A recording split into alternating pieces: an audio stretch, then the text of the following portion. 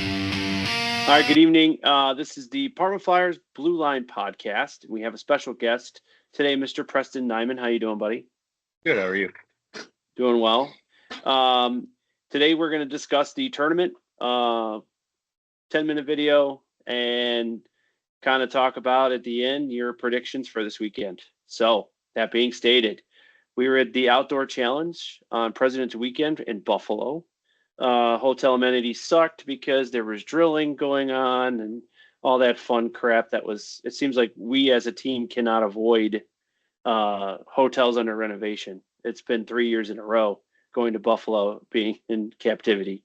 Um, that being said, let's talk about what we saw this weekend. So kick it off. I'll share my screen here. Um, First team we saw was the Milton Winterhawks on Friday. That was our only outdoor game of this outdoor challenge. Ironic. What are your takeaways from that game? We definitely held offense a lot. We dominated the offensive zone. Gave us a huge advantage. On more of a negative aspect, just something to watch out for. We got to watch those penalties. Their first goal was actually the initial face-off of a power play, and they had it spot on. I mean, puck dropped. It was center to wing to net. Yeah, I think if you guys can see the screen, obviously it was a tight game, and we obviously won it in the third period. We outshot Milton. Caden was in net, did a really good job. Obviously, the goals. We had one shorthanded goal, but to your point, you said the penalties come back to bite us. Obviously, we had a penalty in the second period that resulted in a power play goal. But overall, I think we were short three skaters that game, and I think we held our own. And I guess another good thing to call out is every goal we had an assist. So that just gets you to the point where, hey, we're looking at assisting on goals. More than likely, we're going to be successful for those games. And one thing too is, to that point, being down three skaters, that just shows how much our kids can adapt and overcome. Two of the skaters are on the same line, a third skater on a different line. So obviously lines got shaken up. I believe we were running two lines and longer shifts, and all the kids definitely came together and showed that teamwork, and it was beautiful. No other Yep. way to put it, just beautiful. For real. So the next game, we're not going to dwell on too much, just some commentary here. We ended up playing the 95 Giants West from somewhere, Massachusetts, ranking of a 74, which we're not going to debate that. They obviously, if you watched the previous podcast, I said that they were going to be the team to beat, and obviously they showed up and they clubbed everybody. So we can leave it at that. They outshot us 29-12. Obviously they beat us 8-1. It was a thorough beating. And as you can see the scoring here, and then the penalties. We had one penalty, so we cleaned up the penalties on that game. It was a 7 a.m. game. Pretty tired. Get up at 5 in the morning to get ready for a hockey game. Kind of sucks. What's your quick take on this game that we could just throw in the trash?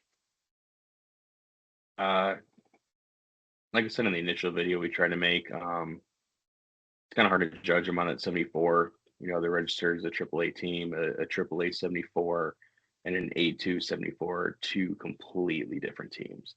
So it's kind of hard to dwell on anything from that. I just like that, given the outcome of the game, our team still, kept their heads up high. They were still there for each other, supported each other. And I think that was the best thing to come from it. That 100%, camaraderie really came through. 100% agree. Obviously, I think our kids knew that they had no business being in this or in this section. Um, Later that day, we ended up playing the Southtown Stars.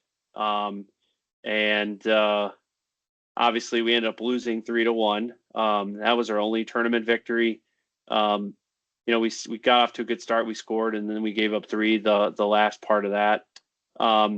We had one goal, and they had three. One of which was a power play goal. So the penalties kind of come back to bite us again. Obviously, we had three penalties in this game. Interesting fact tidbit. is we had all the penalties, but I felt like the Stars were the more aggressive team. I think they were taking liberties, whether it be hooking, slashing, checking, etc. I know our parents were frustrated with this game just because it seemed like the calls were one-sided and the other team wasn't getting any calls. Obviously, it was a 3-1 loss. So, what's your take on this game? One of the things that need to be addressed, I notice a lot with this game. Um, some of the kids like to play one-handed hockey. This team picks up on it. They realize you only have one hand on a stick.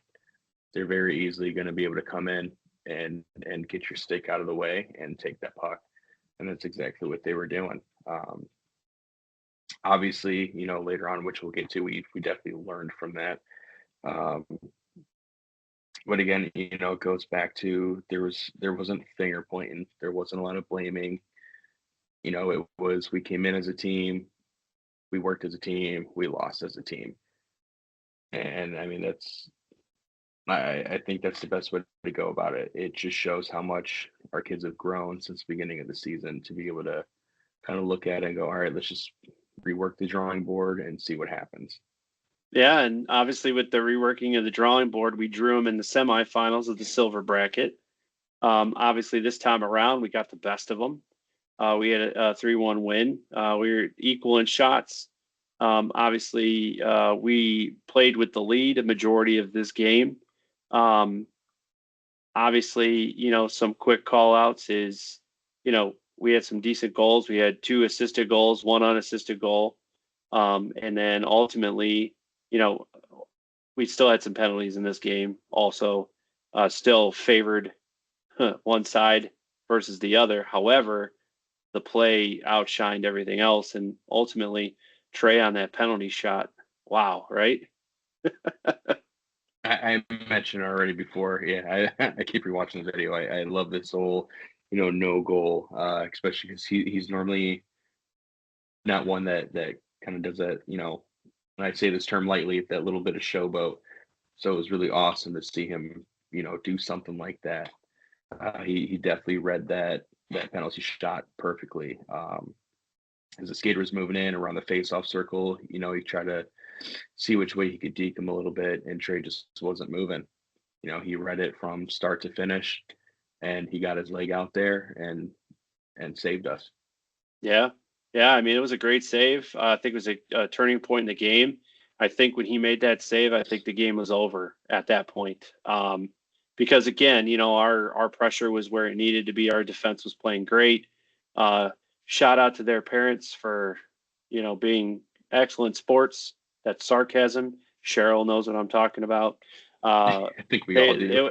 it was kind of annoying. However, I will say this to parents watching: the ice tray chants were the loudest they have ever been, and that's because the intensity of this game, and obviously their parents ratcheted that up. So, with that, we go to Sunday's second game, which is the championship of the silver bracket.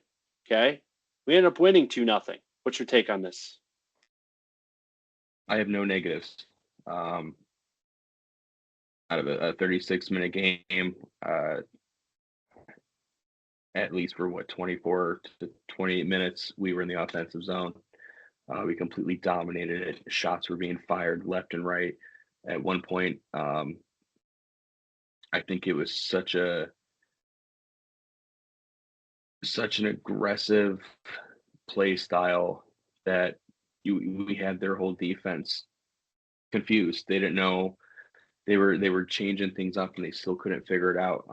A huge shout out to their goalie, even though we put 2 on him. He was a wall, a complete wall, and he's their only goalie. So he was playing by himself for the whole weekend. Unlike us, we're able to rotate. And for those parents that didn't hyper focus on the goalie, especially in the third period, about the last 8 minutes of that game, we had him so exhausted because we were constantly putting on that pressure just continuously. It got to the point where he was struggling to slide side to side on the net. He was struggling to get up, struggling to get down, and ultimately we pushed him past that breaking point physically. And I know some of the parents, us included, definitely made it a point after the game to congratulate their goalie and his parents for doing such an awesome job. Um, Yep. Yeah, I don't think that could have been any better of a game. yeah, he shut it down. I mean, he was really good. Honestly, that was tight game. Uh, first two periods. I mean, there was some oohs and ahs and oh my's and anything you could possibly imagine. Um, you know, it took till the 7 minute mark of the third period to finally break free on a dual assisted goal. Richie had scored. He banked it off the back of the goalie, and you could tell after that happened, the ice tilted. Shout Absolutely. out, like forthcoming championship title track is ice tilted for the song that I made for this tournament, which I'll send out. Um, it started to tilt then, and then ultimately the barrage that just kept firing, and it was one sided to your point.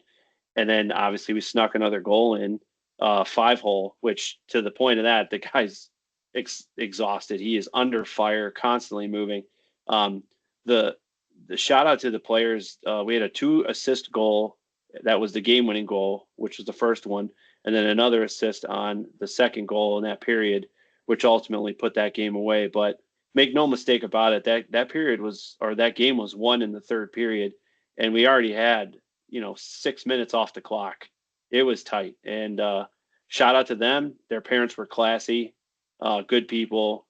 Obviously, fist bumped their kids as they came off the ice. They played their hearts out, and ultimately, we were blessed to prevail in this one. So, you know, 2 championships in 4 tournaments and 2 runners up, I would say, is one heck of a tournament season for this team. And ultimately, the sky's the limit. So we can bookmark this one. It's done. We're moving on to Saturday. We got Strongsville 250 at Brunswick Automart Arena. What's your score? What's the outcome? I think regardless of the outcome, it's going to be close. It's not going to be a blowout on either end. It's definitely going to be anywhere between a 1 and 2 goal deficit for either team. I definitely think the way we've been playing, especially on Sunday, that aggressiveness, that offense, the penalty kill, maintaining the neutral zone, we could definitely win this game. I just wouldn't sleep on this team. 3 matchups this season, 2-1 with them.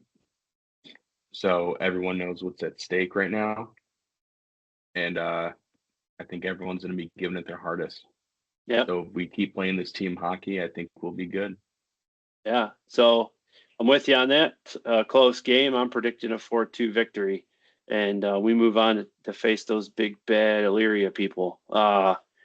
So with that, Preston, thank you for your insight today. I appreciate your time.